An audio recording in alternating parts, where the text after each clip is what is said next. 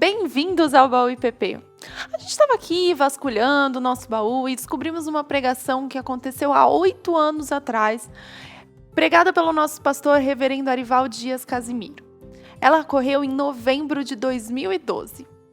Faz um tempinho, mas isso não deixa de ser uma pregação que continua falando com as nossas vidas. Então, preste muita atenção na pregação que vem por aí. Mas antes, temos a nossa enquete. E a enquete diz o seguinte: você realmente lida com a Bíblia dia a dia como regra de fé e prática? Essa pregação vai te ajudar a pensar um pouco mais sobre isso, refletir e trazer essa resposta. E aí, quando você tiver essa resposta, não esquece de comentar pra gente, tudo bem? Então, aproveite a pregação. Meus prezados irmãos, dando continuidade àquilo que nós começamos a refletir hoje pela manhã, nós falamos aqui, fundamentados em 1 Tessalonicenses, capítulo 2, de 13 a 16, o que significa crer na Bíblia?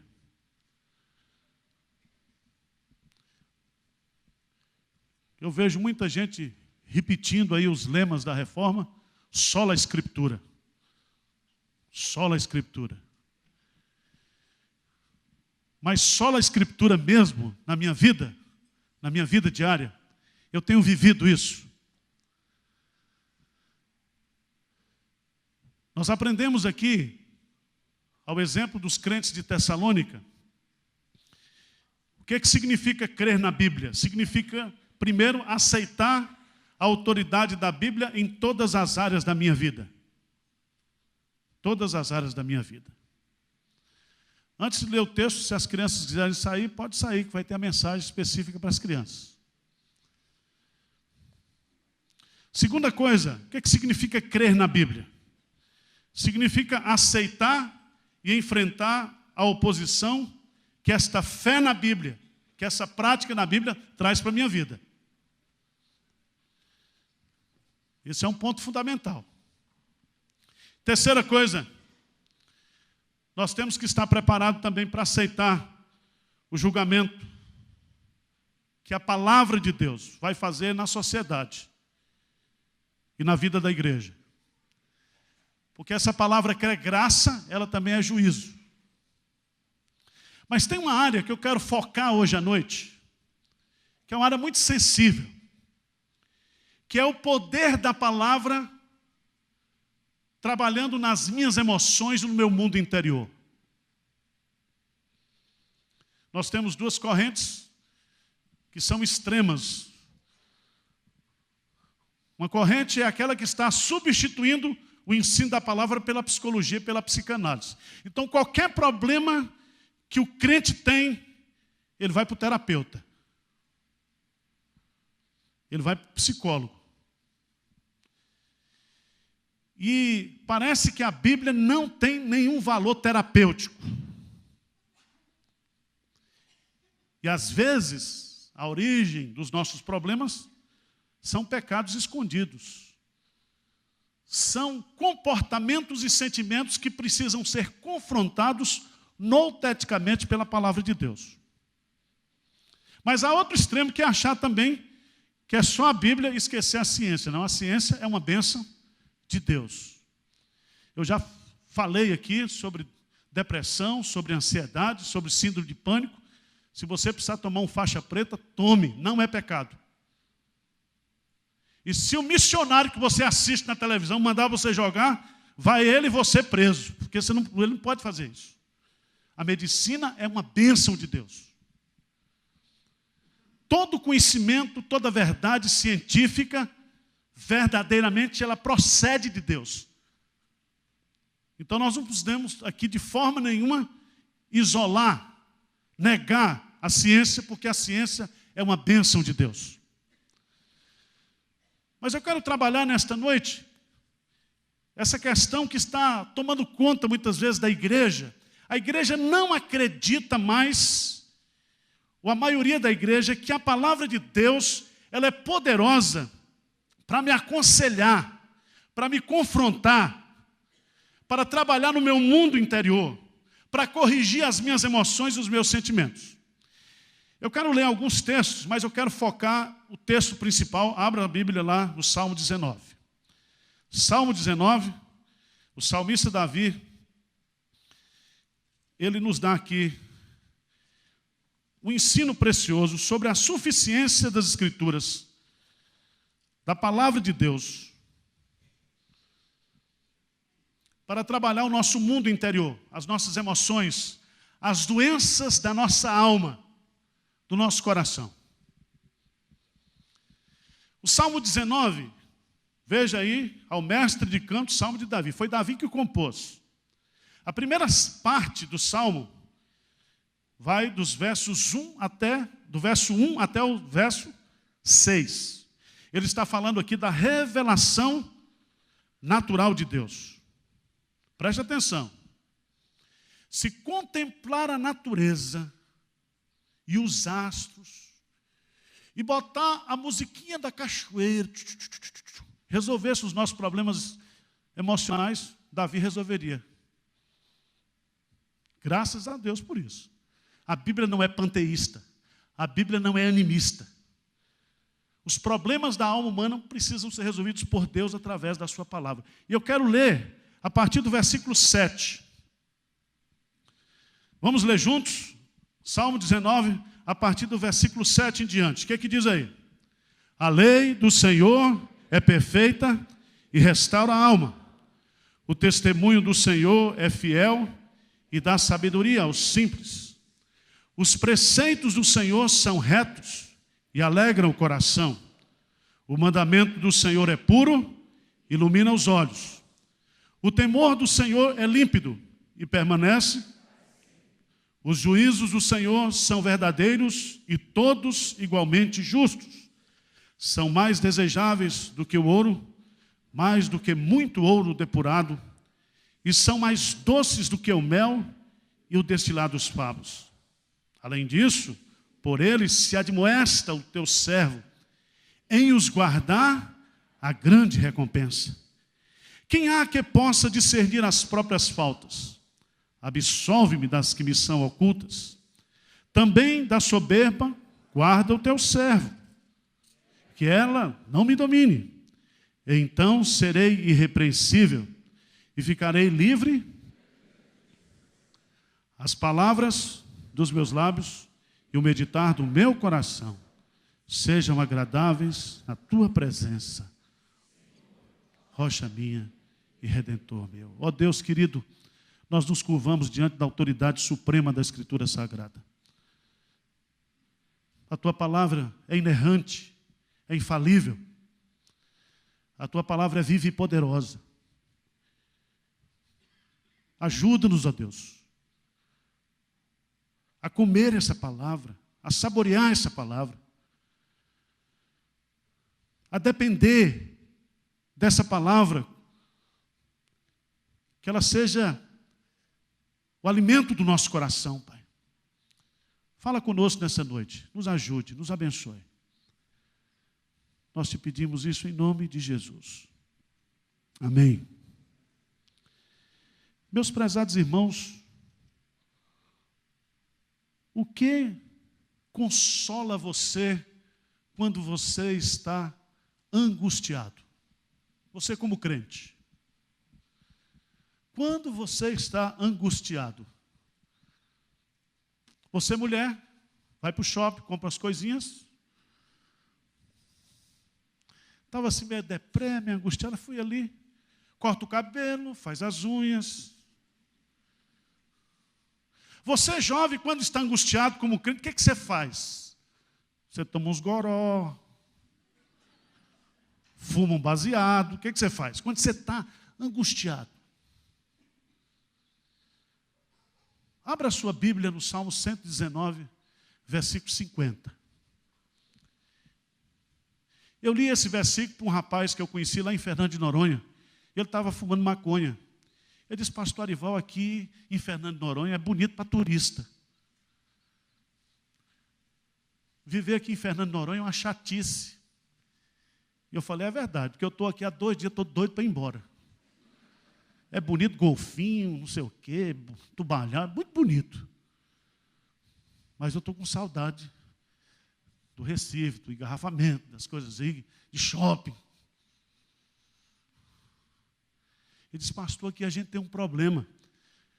Tem um banzo que a gente sente aqui, que é o sentimento de isolamento. A gente está no lugar mais bonito do mundo, mas a gente está também no lugar mais solitário do mundo. E aí eu fumo uma maconhinha, assim, para dar uma... Vamos ver o que é que Davi fazia. O que é que diz aí? Salmo 119, versículo 50. O que é que diz aí?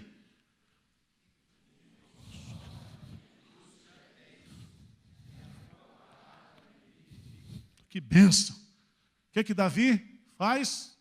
O que é que consola na minha angústia? É a tua palavra que me vivifica, que me renova, que me traz vida. E eu quero aqui, meus amados irmãos, desafiar você nessa noite a crer na Bíblia, como crente. A palavra de Deus tem um poder de nos consolar. Um dos títulos que Jesus recebe lá em Isaías é que ele é o maravilhoso, o quê? Conselheiro. E o maravilhoso conselheiro usa as escrituras sagradas. A palavra de Deus é o nosso manual de consolação. E esse Salmo 19 vai nos ensinar isso. Vamos examinar um pouquinho esse texto.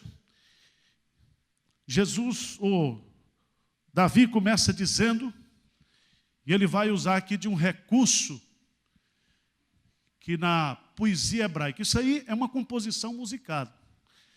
Esse Salmo 19 ele foi feito para ser cantado.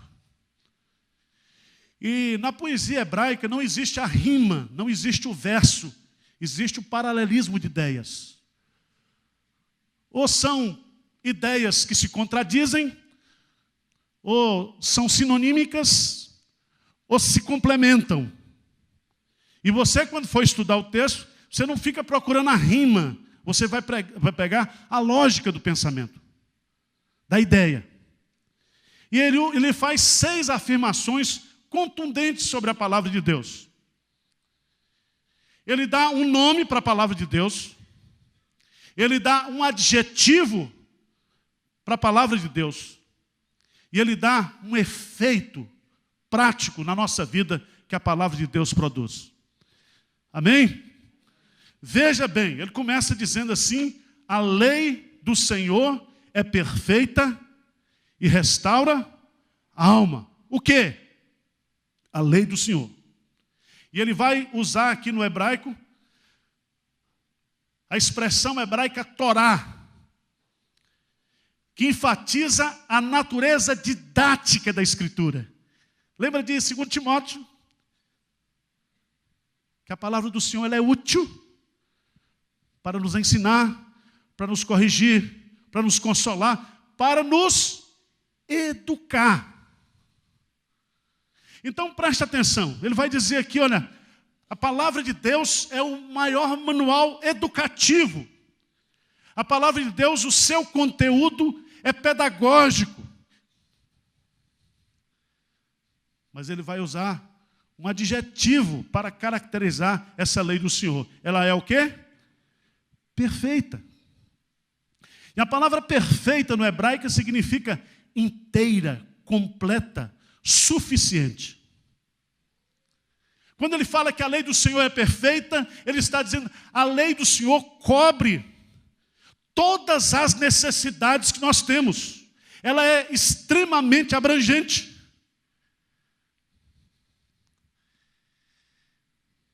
É interessante isso, quando a gente lê lá em 2 Coríntios, capítulo 1, quando Deus se revela, Paulo diz que o nosso Deus é o Deus de toda consolação.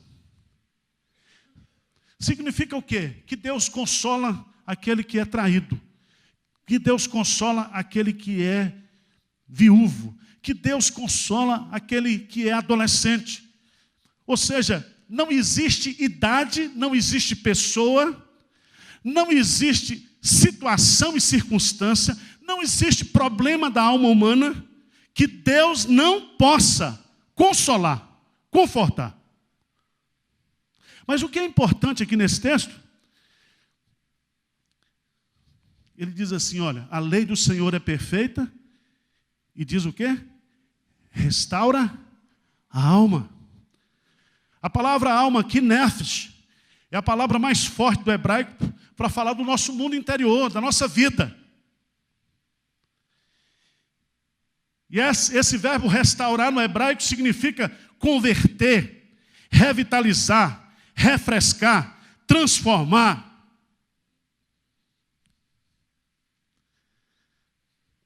Abra sua Bíblia, por favor. Lá em Hebreus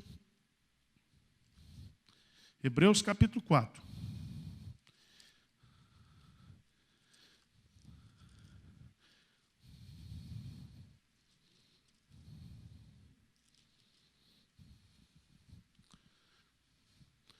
Hebreus capítulo 4, versículo 12. Eu queria que você entendesse uma coisa. Porque quando você senta, né? Você senta assim, eu fui na psiquiatra e comecei a conversar com ela. Mas ela começou a fazer umas perguntas, para mim, eu falei, onde essa mulher quer chegar? Eu falei, eu tenho que sair daqui com um diagnóstico favorável, ela tem que dizer que eu estou bom. Porque esse é o sonho de todo doido. Ela disse, não, pastor, depois de muita conversa, depois ela confrontou com Taça as informações que eu dei, e ela diz, mas você não me disse isso. Eu falei, mas eu vou dizer. Mas é interessante esse negócio de psicanálise, de terapeuta, de psiquiatra. Eles levantam a sua vida toda. E vai anotando. Aí vai uma sessão, 2 sessões, 3 sessões, 4, 5, 10. E no final diz, olha, o problema é você.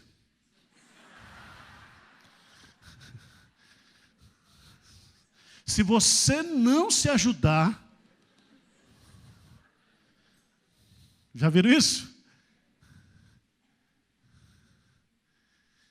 E é interessante, a palavra de Deus diz assim, olha, veja aí, porque a palavra de Deus, versículo 12, a palavra de Deus, ela é o quê? Viva. O que significa isso? Ela contém vida em si mesma. Ela não é um livro comum, ela não é um livro de autoajuda, ela não é uma receita de felicidade, ela tem vida em si mesma, ela transmite vida. Lembra que eu li para vocês Isaías 55 hoje? Deus diz, a palavra que sair da minha boca não voltará para si mesmo o quê? Mas fará aquilo que me apraz. Essa palavra tem um poder de trazer vida, de restaurar, de libertar, que é algo tremendo. Ela é viva e ela é eficaz. Mais cortante do que qualquer espada de 2 gumes, e penetra até o ponto de dividir alma, espírito, juntas e medulas, é apta para discernir os pensamentos e propósito o quê? Do coração. Olha que coisa extraordinária. A palavra, quando ela é usada pelo Espírito, que é o nosso grande terapeuta, nós temos que fazer terapia do Espírito. Pneumoterapia. O Espírito Santo vai lá, porque assim como o Espírito prescruta as profundezas de Deus, ele também prescruta a profundidade da alma humana, produzindo discernimento. E diz assim, não há criatura que não seja manifesta na sua presença, pelo contrário, todas as coisas estão descobertas e patentes aos olhos daquele a quem temos que prestar contas. A palavra de Deus, ela tem um poder de nos abrir. A palavra de Deus tem o poder de nos fazer transparentes diante de Deus.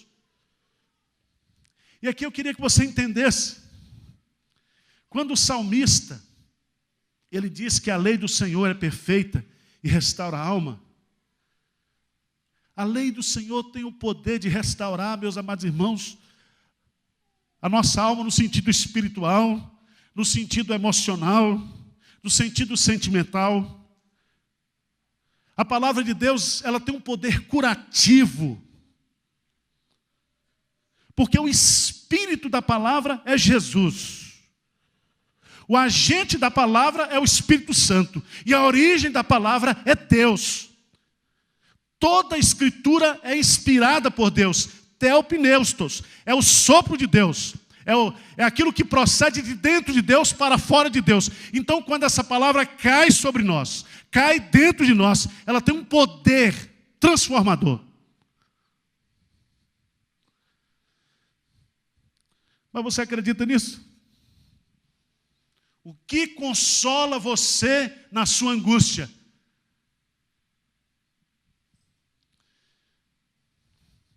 Segundo lugar, segunda afirmação do salmista Davi no Salmo 19. A lei do Senhor é perfeita e restaura a alma. Depois ele vai dizer, o testemunho do Senhor é fiel e dá sabedoria aos simples. A palavra testemunho aqui do Senhor fala das Escrituras como um depoimento divino.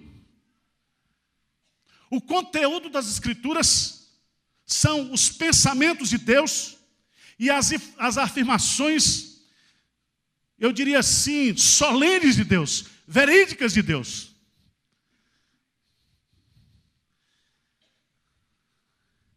Só que ele vai dizer assim, olha, o testemunho do Senhor é o quê? Fiel. E o que é fiel?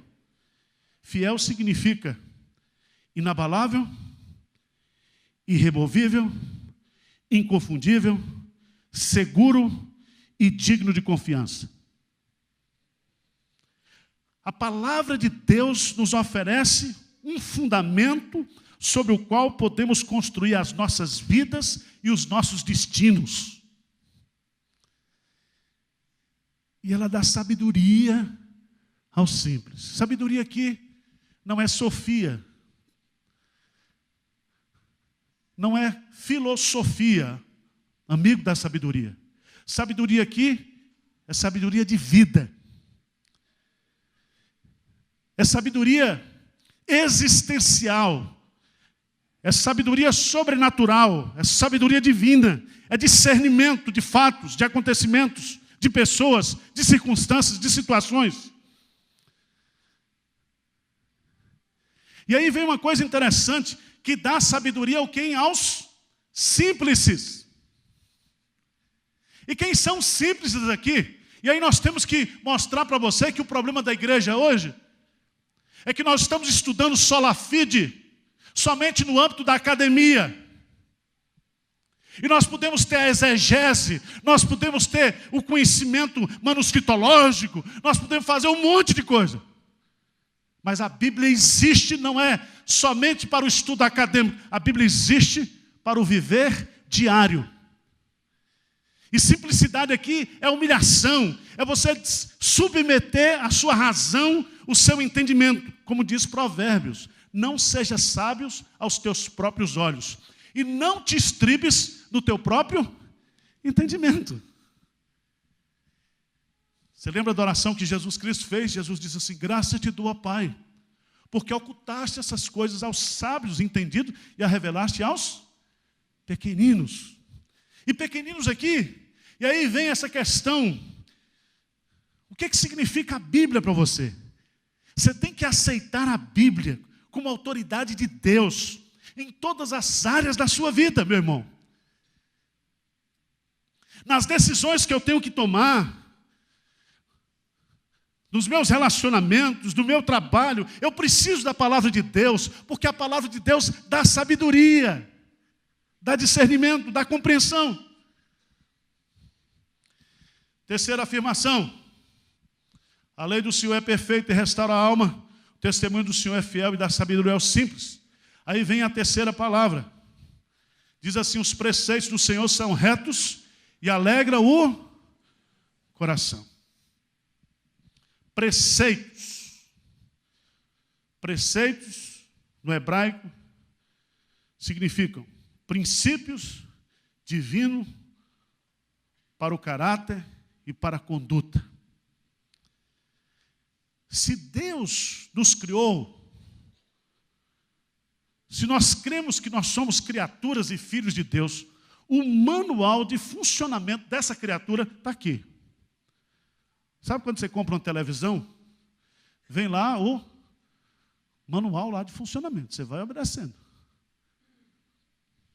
Quando fala dos preceitos do Senhor aqui, é justamente isso aqui. O manual de funcionamento da vida, os preceitos do Senhor, as orientações do Senhor.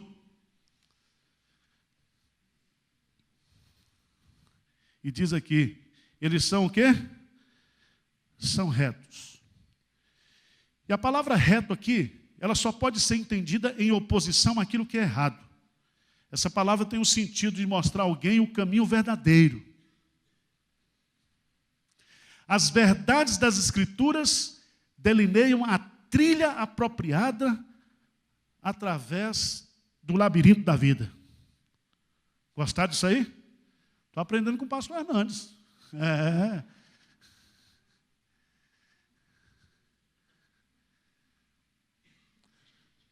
Gente, nós temos uma vida tão complicada hoje. Nós temos que tomar decisões.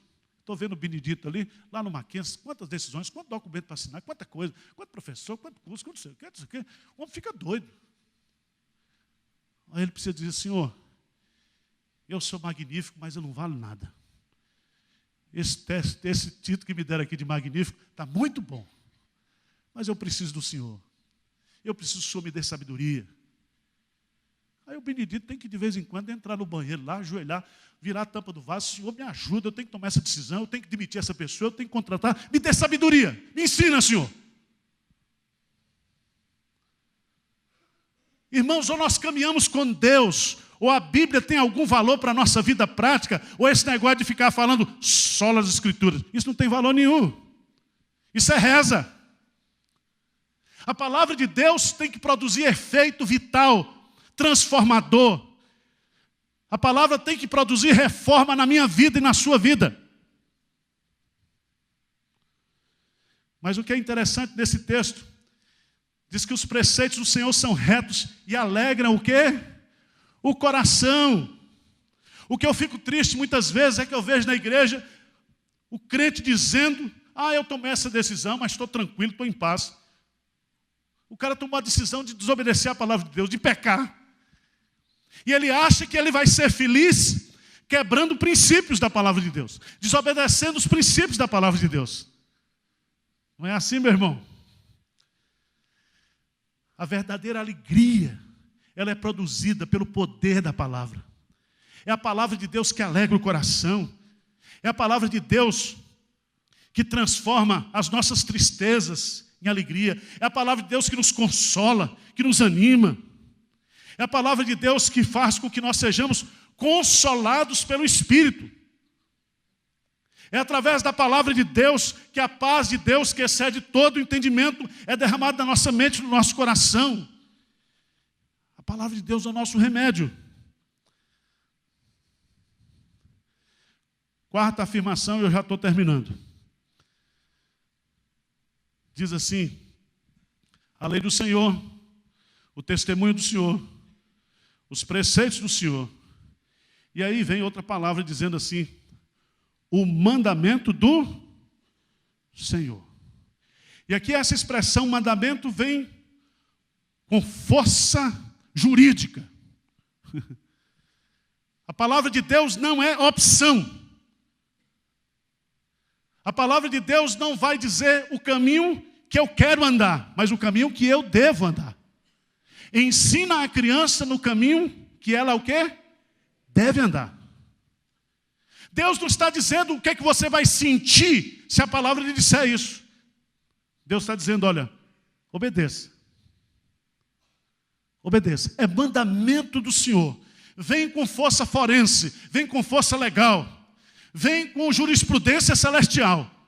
É acórdão divino, é determinação divina, é mandamento divino. Ou aceita ou não aceita. E há um ditado do mundo jurídico que decisão judicial não se discute. O quê? Se cumpre. E esse mandamento do Senhor, ele é o quê? Puro.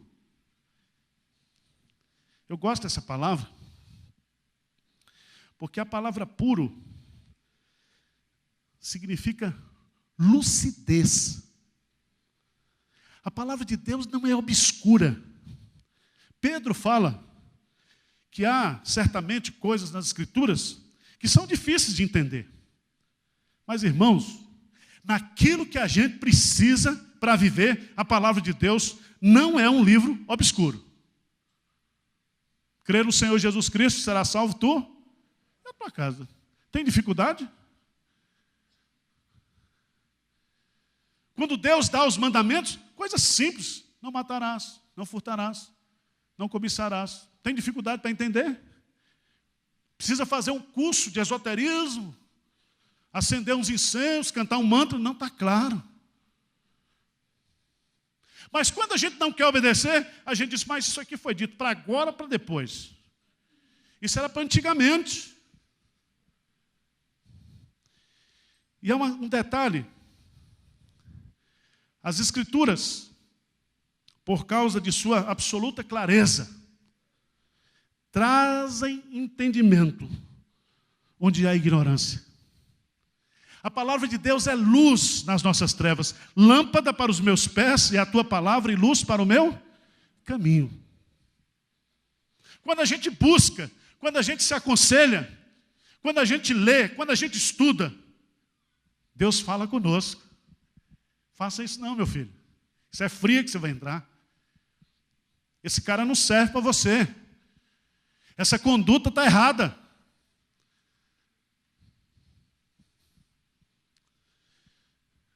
Mas o texto diz que o mandamento do Senhor é puro, ilumina o quê? Os olhos. Isso é uma figura belíssima no hebraico. Porque os olhos são as janelas da alma. E é através dos olhos que nós olhamos para a vida.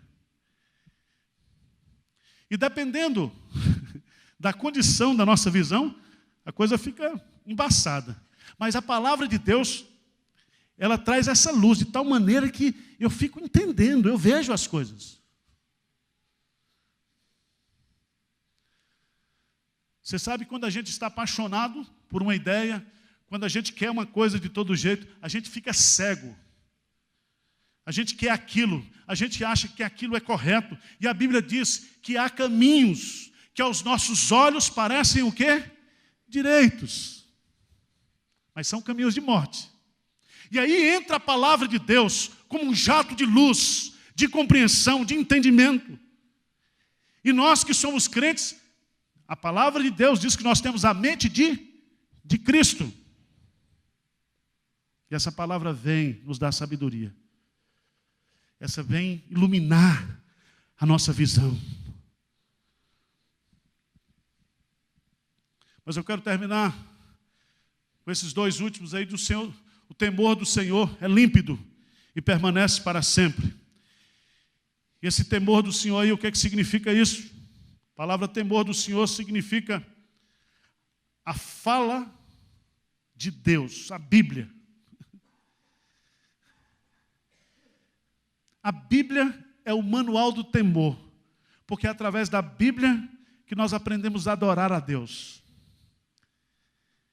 É por isso que não existe adoração e temor verdadeiro desassociado da Escritura. Onde não há Escritura, existe a superstição e a ignorância. Onde há Escritura, há entendimento. Nós falamos sobre adoração aqui hoje. Nós adoramos ao Pai em espírito e em verdade. E essa verdade, esse manual de temor, esse manual que vai produzir esse ato de adoração, de reverência a Deus. E a palavra de Deus é esse manual de temor, de reverência. Nós aprendemos a temer a Deus quando nós estudamos a palavra. O temor do Senhor é límpido, é perfeito, sem contaminação, sem sujeira. E a ideia aqui, meus amados irmãos, é que a palavra de Deus, ela é eterna, inalteravelmente perfeita. Passarão os céus e a terra, mas a minha palavra permanece para sempre. Aí você entende, por exemplo, por que aquele negócio que a turma praticava lá em Sodoma e Gomorra era pecado e é pecado até hoje. Deus não mudou. A palavra de Deus o quê?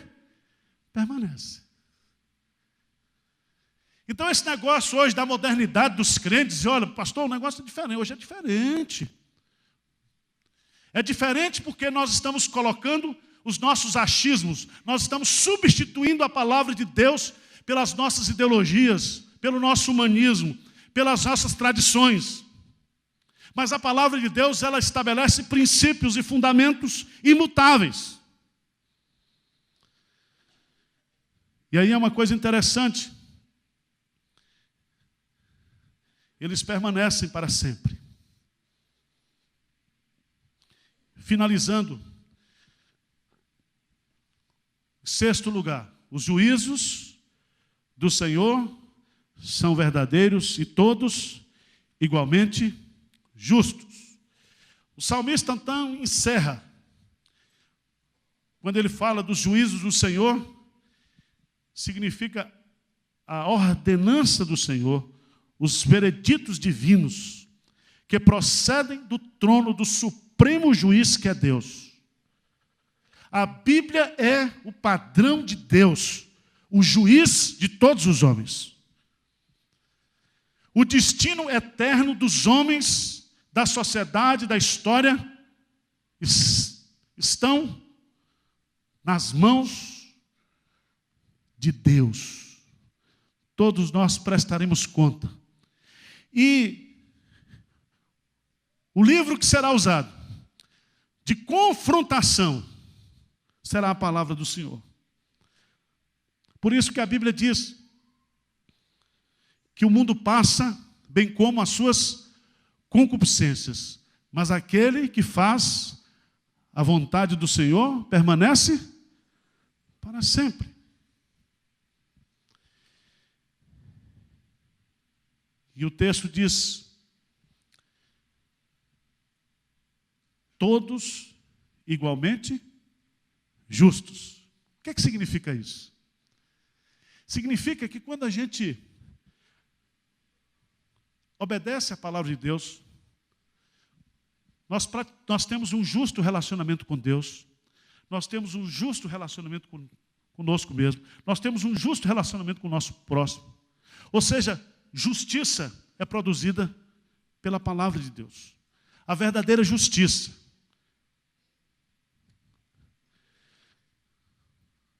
Mas eu quero concluir chamando a sua atenção, você viu aí o final. E Davi, então, depois de fazer essas 6 descrições do que é a Bíblia, ele dá um conceito da Bíblia. Ele adjetiva a Bíblia. E ele dá algo que a Bíblia produz. Depois de fazer essas 6 coisas aí, ele vai dizer no Salmo, maravilhoso. Ele vai dizer assim, versículo 10. São mais desejáveis do que o ouro, mais do que muito ouro depurado. E são mais o quê? Doces do que o mel. Desejável do que o ouro. Significa o quê, irmãos? Significa que o valor da palavra de Deus é incomparável. Mas mais desejáveis, ele vai para a figura dos mais doces, no sentido de que a palavra de Deus, ela precisa ser o quê? Comida, digerida. Ela é o alimento para o nosso coração. Ele sai da descrição e passa para a aplicação. Ele está aplicando o remédio agora. Ele está aplicando a palavra de Deus ao seu coração. E ele vai dizendo que essa palavra, ela admoesta o seu coração. Que essa palavra, quando ele aguarda a grande recompensa, ele vai dizer que essa palavra tem um poder de discerni-lo. Essa palavra vai fundo no seu coração. Ninguém consegue compreender e discernir aquilo que ele está sentindo, aquilo que ele está precisando, só a palavra.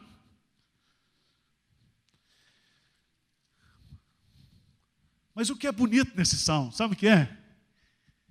Que ele termina dizendo, olha, se a tua palavra é tudo isso para mim, eu quero também que as minhas palavras sejam agradáveis o quê? A ti. E ele termina o verso 14 fazendo uma declaração de amor. Que as palavras dos meus lábios e o meditar do meu coração sejam agradáveis o quê? Na tua presença, Senhor, rocha minha e redentor meu. Assim como a tua palavra é prazerosa para a minha vida, é agradável para a minha vida, eu quero que o meu viver, que o meu coração, que o meu sentir seja agradável também ao Senhor. E o grande desafio que eu quero fazer para você nesta noite,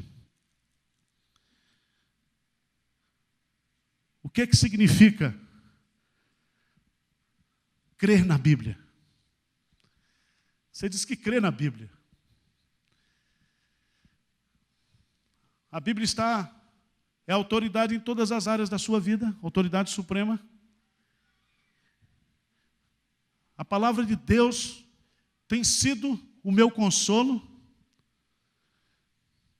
tem sido a minha fonte de consolação, quando eu estou carente, quando eu estou necessitado, quando eu estou chateado, quando eu estou perdido. Preste atenção. Arrume o Novo Testamento dos Gideões e põe no seu bolso. Porque lá no fundo tem assim, está perdido, está o texto. Está aflito, está o texto. A palavra de Deus é remédio para o nosso coração. O Salmo 107 diz, na sua angústia, eles clamaram ao Senhor. Deus os enviou a sua palavra e eles foram o quê? Curados, restaurados. Feche os seus olhos, vamos falar com Deus agora. Senhor Deus, ajuda-nos, ó Pai, a considerar a Tua palavra a nossa fonte de consolação. Que a Tua palavra seja para nós aqui mais desejáveis do que o ouro. Que a Tua palavra seja mais doce do que o mel para o nosso coração. Que nós sintamos prazer, alegria, satisfação em nos alimentar da Tua palavra, em desejar a Tua palavra, em buscar a Tua palavra, Senhor. Ajuda-nos, ó Pai, a ter a Tua palavra como fonte de consolo para as nossas lutas diárias. Que nós busquemos ao Senhor a orientação do Senhor nas decisões que nós temos que tomar na nossa vida.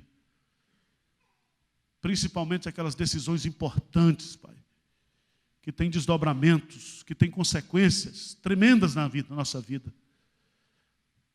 Que o Teu Santo Espírito nesta noite possa levar cativo, em total obediência ao Senhor, a nossa mente, os nossos corações à Tua palavra. Nós oramos humildemente, em nome de Jesus. Amém, Senhor. Amém. Demais, né? Como é bom a gente rever e se alimentar a cada dia da palavra de Deus, não é mesmo? E o melhor é saber que ela é imutável. Pode passar os anos e ela continua falando nos nossos corações. Muito obrigada pela companhia de vocês e eu espero vocês amanhã. Tchau, tchau!